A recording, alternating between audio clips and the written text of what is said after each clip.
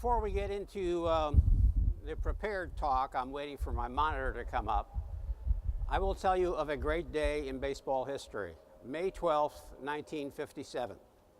It was great because my father, who was born in Poland and didn't know a baseball from a kumquat, took me to my first game. It was at the Polo Grounds, and the Dodgers, the Brooklyn Dodgers, were my club, and Duke Snider was my hero.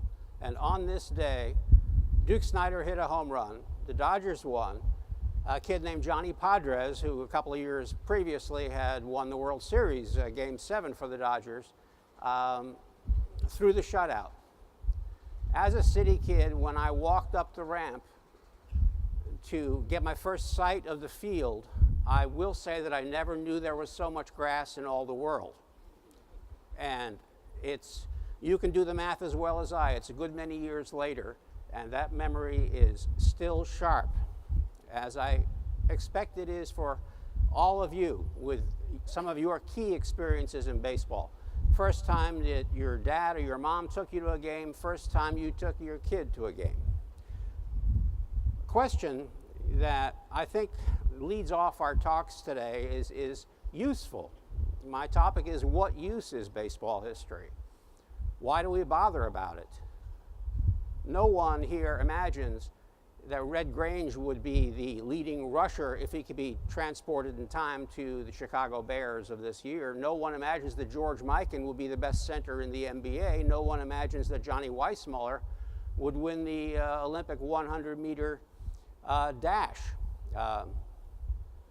with times that today couldn't make a girls' high school swimming team. So there's something about baseball that's unique, and its history has an emotional and social and cultural connectivity that I want to talk about a little. You'll forgive me for looking down at the monitor. I will say in advance that I've got glare behind me, which is now in your eyes. And in the event that I get lost here, I'm going to go to paper, which is the greatest of all technologies. On March 1st, 2011, this year, Commissioner Bud Selig named me Major League Baseball's official historian.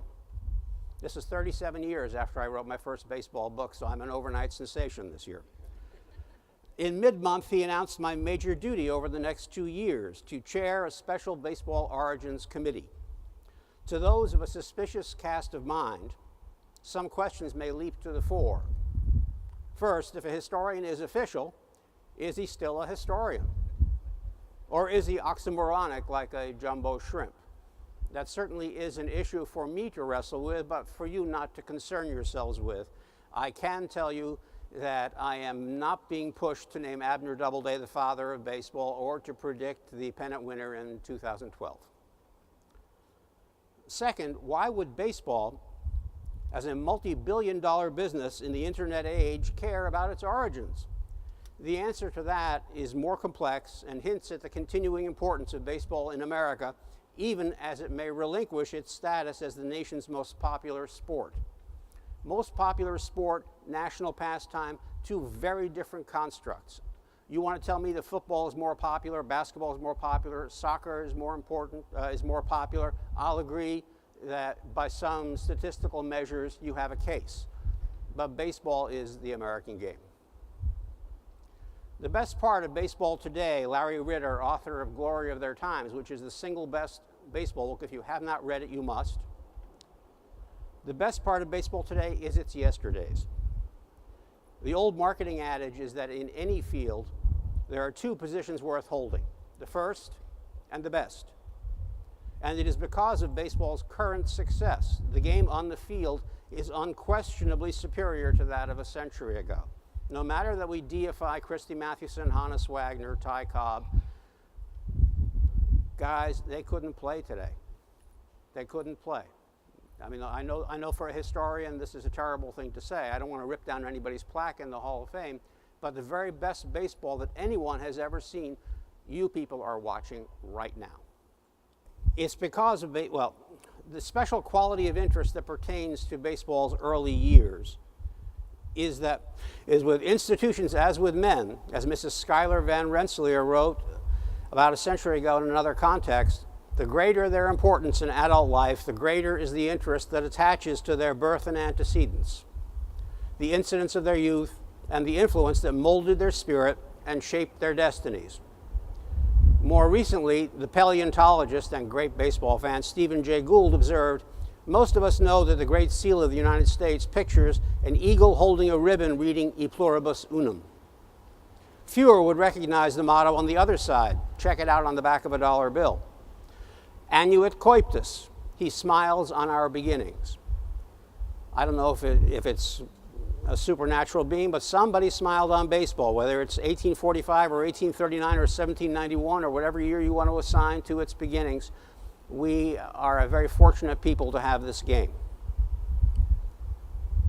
That is why we look to study baseball's origins in the England, Iceland, Egypt of long ago, as well as the more recent serial beginnings of the game in Texas or Idaho or the Dominican Republic or Japan. Baseball, as Bob said, begins every spring anew.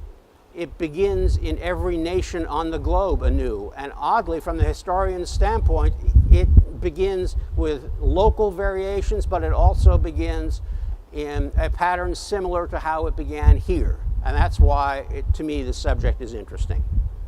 Jeffrey C. Ward, with whom I worked happily on Ken Burns' 1994 documentary Baseball, said in later years, "Working on the film and book taught me that while most Americans care too little about their history, the baseball community is different.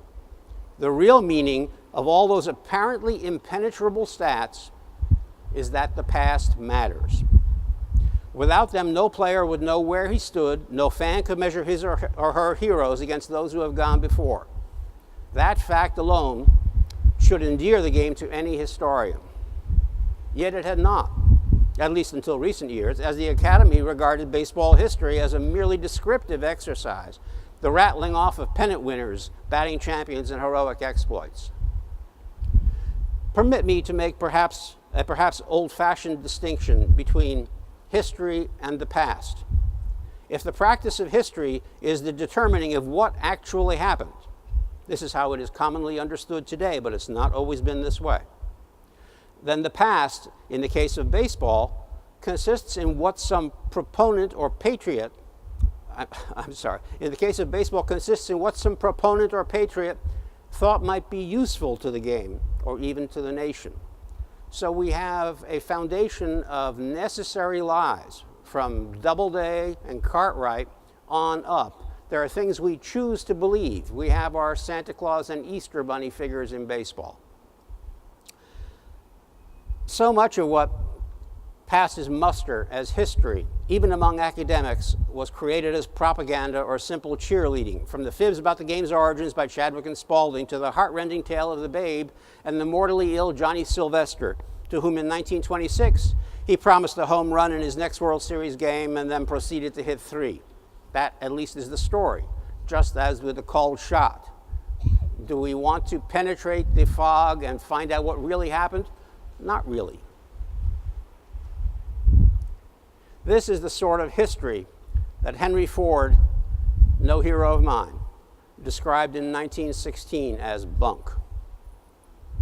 Another description of the past might be what binds and sustains, or mythology. History is what folks like me practice, but what we generally meet out in the world is the past in a particularly insidious form, heritage. Like tinker to Evers to chance, my friends, heritage is a word heavy with nothing but trouble. At its best, acknowledging a common heritage allows us to form communities and maintain vital traditions. At its worst, it abuses real history for chauvinistic gain. In a personal example, within hours of the May 2004 press conference in which I revealed that baseball was played by that name in Pittsfield, Massachusetts in 1791. The previous understanding by many had been that it was Cooperstown in 1839. Well-meaning but benighted locals were celebrating their city's usurpation of Cooperstown as the game's Garden of Eden. No such thing. Baseball was not invented in Cooperstown. It was not invented in Pittsfield. It was not invented on the banks of the Nile, any more than the human race was invented. Fundamentalists in the crowd may be excused. In the hands of nearly all its practitioners today, baseball history is a moded activity in which what happened is all that matters. Only occasionally will the drawbridge drop down to connect not only what use it might be to know this thing, but also with what it might mean to some larger analytical or social context. Finding Walter Johnson's missing strikeout from 1913, I know the guy who did this. Revoking Roger Maris's bogus RBI in 1961 that gave him the RBI crown, which in fact he shares with Jim Gentile. I know the guy who did this. Getting Ty Cobb's hit totals and batting average right once and for all. I know the guy who did this. For those who today call themselves historians, these are not means to a larger end. They're not seeking a larger understanding of baseball or America. These nuggets are ends in themselves. I can attest to having spent many years in such pursuits, getting things right simply because with effort one could, and because cleaning up the record seemed morally superior to going along, accepting what was surely wrong. Besides, it was fun to debunk the notion held for generations that the width of home plate had been expanded from 12 inches to 17 inches. How many in the crowd believe that home plate actually changed shape? One person. Thank God there's one person. It didn't. It used to be on point. They tilted it. They filled in the sides. They made a pentagon, which, if you look at it from the pitcher's mound, looks like home plate. It was fun to penetrate the Doubleday myth and then look at Cartwright as the father of baseball and then knock him down. You know, I was like a kid with a stick at a piñata party going through the myths of early baseball for this latest book. And it was sometimes useful to others if we published our research, no matter how trivial and disconnected it might be from larger themes in American life, from analysis, from interpretation. Historian Kenneth Stamp, author of The Peculiar Institution, Slavery in the Antebellum South, once said of a colleague in an interview, Carl, by which he meant Carl Breidenbaugh, was very sensitive about his brand of social history. It was rather old-fashioned social history. He probably felt that emerging American intellectual history was in some way a negative commentary on his kind of history. By pots and pans, Stamp explained, he meant the kind of social history where you talk about things like baseball and recreation. These were absolutely taboo subjects for historians prior to about 1955.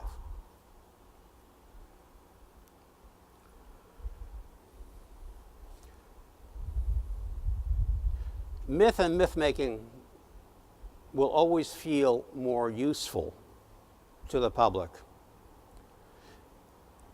than mere findings of fact. So historians are at something of a disability. You know, it is like telling your 5-year-old daughter that Santa Claus doesn't exist. You can't win in this scenario. You're doing the morally right thing for her 20 years down the road when she meets other bigger liars. But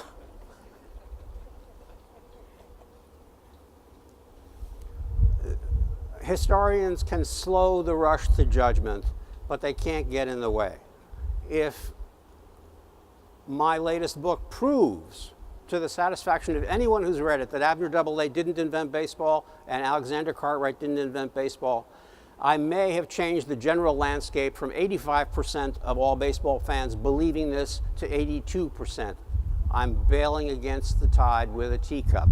And as a historian, I accept the terms of engagement. In baseball, this is what it is. However the history of baseball may begin, the history of baseball history for most of us begins with Henry Chadwick, who hoped that baseball might become to America what cricket was to England. Chadwick had the good fortune to outlive his contemporary sporting scribes, and he wrote about the game in its days of yore. Today, we unthinkingly call him a historian. But in his own day, he was a journalist. If Mike Lupica lives to be 100 years old and writes about a game he saw in 1995, that doesn't make him a historian. Long life, Mike. Chadwick and others of his era possessed the advantage of having witnessed events that interest us today, but that ought not to accord to their writing a blanket credibility. Everything you read in baseball books, including my own, has to be taken with a grain or a carload of salt. Baseball likes its liars. I like to be liked. The syllogism is obvious. Can we scroll through a bit and get on? Baseball's, okay. Let's move through. Baseball's tradition of confusing contemporary journalism with ex post facto history continued into the mid-20th century with working press types from Fred Lieb and Frank Menke to Tom Meany and Lee Allen working both sides of the street. In recent years, we have labeled some fine baseball journalists and statisticians as historians. I won't mention names so as to not give offense, although I think I just mentioned Mike Lupica. But then again, the very term baseball historian is an odd one, a diminutive on the order of Billy Joel's real estate novelist. Either you're a novelist or you're a real estate salesman. Either you're a historian or you're a baseball historian.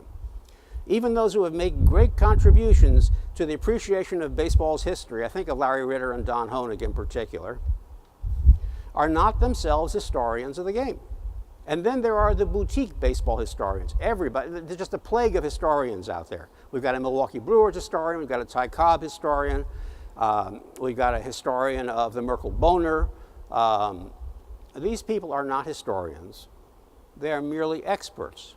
We have, sitting right in front of me, an excellent historian of baseball who looks at the game and uses it as a prism to understand larger social and cultural movements.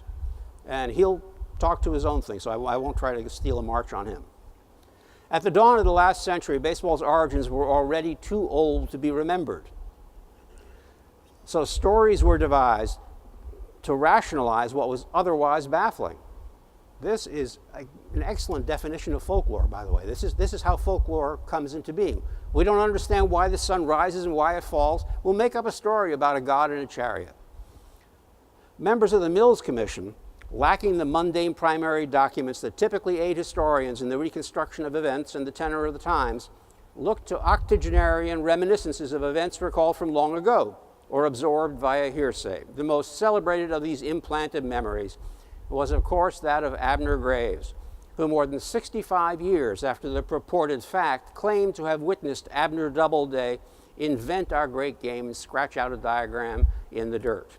At this point, Doubleday was ostensibly 20 and Graves was ostensibly 5. Reflect on your personal history of how many games you play with 20-year-olds when you were 5.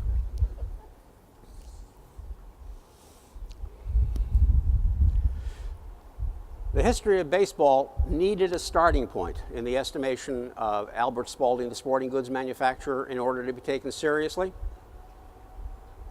And that is the basis of the myth. The need to have an Edison, a Newton of baseball, somebody who was sitting under a tree, a baseball dropped on his head and he invented gravity.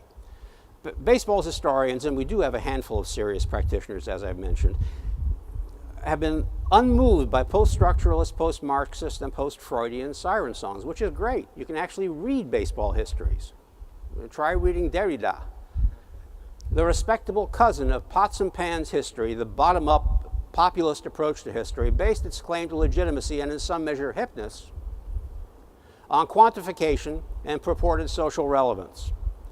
Baseball history is not so different from other forms in the end. Solid research and command of the evidence underlie all of it. There may be no I in team, as your high school coach told you, nor in research, as I've just told you, but there is one in history, and there ought to be one in the writing of it. This is a subjective art, no matter how many scientific trappings one may attach to it. And you can't spell history without story. It's beginning to sound like an orthography lesson.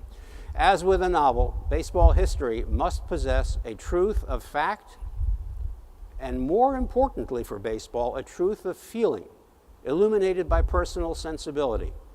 In short, we may not, in the name of factual and statistical accuracy or sabermetric interpretation, neglect the speculative and aesthetic possibilities in baseball history. Even without the old frauds, baseball's lore may still provide a binding past. Thank you.